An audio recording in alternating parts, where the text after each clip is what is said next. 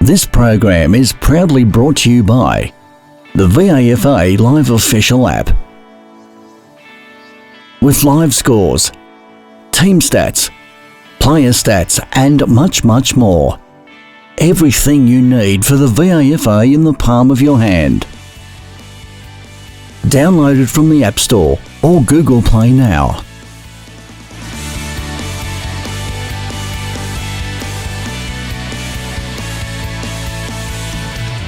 Good afternoon, this is Jared Gleeson at St Kevin's College, where this afternoon St Kevin's Old Boys have beaten Trinity Old Boys by 28 points. I have here with me the head coach of St Kevin's, Guy Martin, and the veteran ruckman, Anthony Lynch. Guy, first to you. Dow struggled till the last quarter. Did the size and shape of the ground restrict what you wanted to do out there? No. I mean, it probably came into it a little bit, but I don't think so. I think the conditions probably, didn't restrict us, but we didn't play the conditions as well as we probably should have, and more importantly, as well as Trinity did, especially early. The first quarter when they got their first couple of goals. We were playing dry weather footy, and they were playing wet weather footy, and that was probably more so. I mean, it's probably slightly smaller than Taj King, but I don't think they played a part. No. You didn't have the room to spread here that you normally look for, and I thought that they were conscious of that and holding you up for a large part of the game. Yeah, definitely. So maybe it is a bit narrower, so it was easy to defend in that regard, and they were pretty switched on. There was stages in that third quarter where they were getting a lot of numbers back and sort of clogging it up and really trying to stop our forward thrusts. We've played them a few times recently, had some really close battles as well. So they're good, well coached, and he's on top of our game, so definitely would have been an instruction for them to sort of stop our ball movement. And Anthony, to you, you won the head-outs quite comfortably, but it was difficult for your midfielders to then take advantage of that because of the glue pot in the middle. Yeah, no doubt, and also the Trinity mids are probably one of their areas of strength. It's got some strong bodies in there. So, but yeah, certainly once we got to the outside of the ground where the grass was a little bit greener, I think we were able to get on top, especially later in the game. And you appear to get hurt just before the end of the game. How are you? I'm fine, just old, just a few old little injuries that flare up every now and then, but no, all good, thanks. Okay. And Guy, look, there's some unusual results or intra-game. Intra-game today, some of the other games didn't go exactly according to what you would think. So it's that funny time of the year where you get some interesting results. What are you thinking about the next few weeks? I know it's a tough draw. We just spoke about Uni Blues at Uni Blues, and it's been a bit of a graveyard for us, or for this club, and a lot of clubs in that matter. Well, they were beaten today. Yeah, that's the only result I do know, so the rest I'm not sure. So, look, we've got to plan well, and they played their ground really well. Talk about certain clubs playing their ground well. They're probably the best at that, so we've got to go in with a bit of a plan to try and stop that, because we can't be naive to think let's just do what we do and back us in. I mean, we always back what we do, but facts are that they've given us a touch-up twice in the last 2 years, and they do it to a lot of clubs. And the loss today, I'm pretty sure, was at St Bernard's as well. So, we really focus on that, and I'm going to say it again, 1 week at a time. We'll focus on Uni Blues, and I know who we are playing after the bye, but it doesn't matter. We've got to worry about Uni Blues. And finally, Anthony, to you, you seem to have a different set of midfielders every week, but the plan always seems to work pretty well. It's very well organised in there.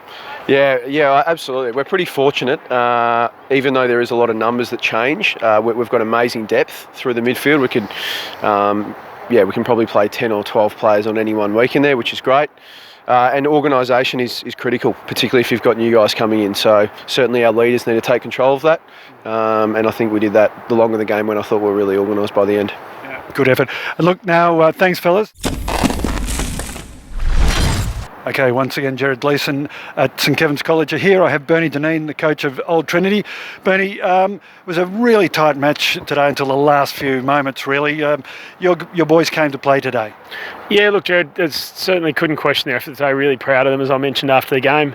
Thought it was a tight contest early. I thought that we probably had a little bit of the ascendancy after the first quarter. Levelled out pretty well in the second and the third, and even through most of that last quarter. But, you guys were able to I suppose, capitalise on some of those opportunities. When you're a little bit behind, you're having to really push hard forward. The chances that you open out the back gate, and St Kevin's were able to capitalise on that late and probably blow it out a little bit further than probably the contest was. But ultimately, we're not here just to be competitive, and we're obviously disappointed to come up short again. Yeah. Interestingly, we spoke to the St Kevin's boys about the ground. It's an unusual ground. It's quite narrow, and you guys seem to play it better than they did, even though most of them went to school here.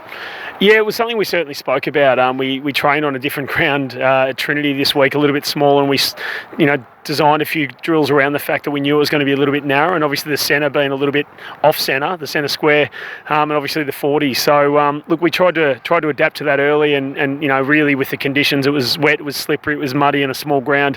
It was a good old-fashioned game of footy. It was a lot of contested ball, a lot of scrappy entries, and in the end, I think we'd been quite clean in the first half, and I think after that it started to go the Skevs' way. So yeah, I was really happy with the way we adjusted to the conditions. Yeah, and we were noting in the first three quarters you were kicking your goals from right in front, whereas they were struggling through the pockets. Was that part of your game plan? Was that intentional?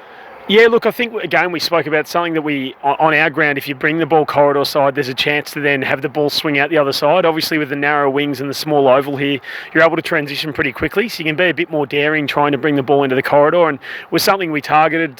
Had some quality mobile forwards, some tools in Harry Thompson, Polydorus, Chaz Roberts, I thought took a couple of good catches around the ground, so created some of those opportunities really well, and that sort of went our way early, but again, you play against quality opposition. Guys like Critch and Coates and those guys start to read those cues and zone off, and you start to rebound really well. So, I think you started to probably hurt us on a few of those later in the game. Yeah. And the St Kevin's boys commented your midfield was pretty powerful today. It was break even, I thought, through the midfield today over the whole four quarters. What did you think? Oh, I think over the day you probably slided us there just because Buckets was able to get his hand on a few more and allow guys space to run onto. We knew some of your sort of more quality mids, Sol, Glees, Brownie, etc.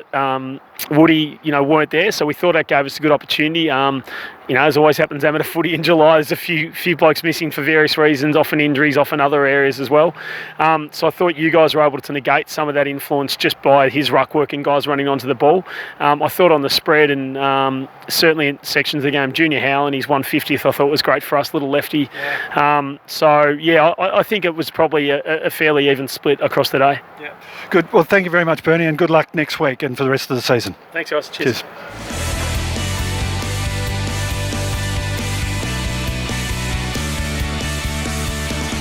This has been another Complete Sports Management production.